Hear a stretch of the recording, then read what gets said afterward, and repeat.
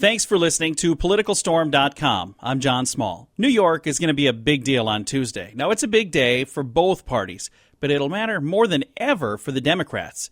Both candidates call this their home state.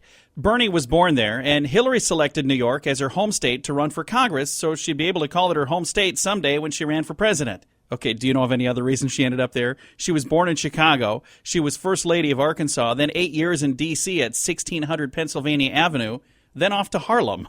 Now, Bernie was born in Brooklyn. He went to school in Chicago, and then he ended up in D.C. in the early 1990s. So who's the home candidate in New York? It'll be interesting to see what New Yorkers have to say on Tuesday. I can tell you, I'm seeing a ton of people crying foul on the Sanders team. There are places where Bernie won the majority of the votes, but Hillary still took home a bunch of delegates, too. Thank you, superdelegates. I actually read a meme on Facebook that made me chuckle. It showed the results of Wyoming, where Sanders won 56-44, but they both got 7 delegates. And then the meme said, "How do you like redistribution now, Bernie?" Sorry, that's just funny. Now, on the Republican side, we're seeing the Trump team versus the Cruz team in New York, and I think it'll be interesting to see how that plays out as well.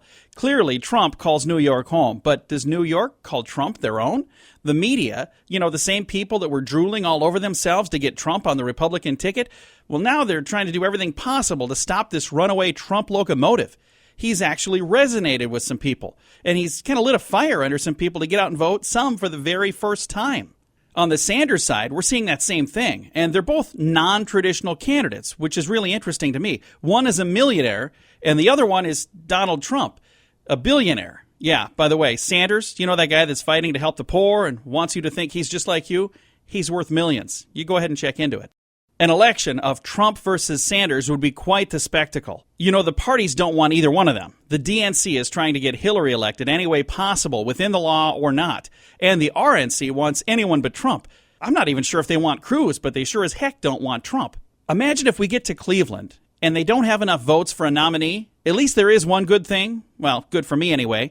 I live in South Dakota. We're the last stop on this crazy train. We might actually matter for once. Imagine a brokered convention. It could happen. Imagine one on both sides, where the people's candidates of Sanders and Trump get snubbed for the party's candidates of Clinton and Cruz. I think that would actually cause Trump and Sanders to run under different parties, and then we would get a 4-way race in November. I know that's a long shot, and people think I'm crazy, but a boy can dream, right? I mean, who would have believed that my vote might actually matter someday?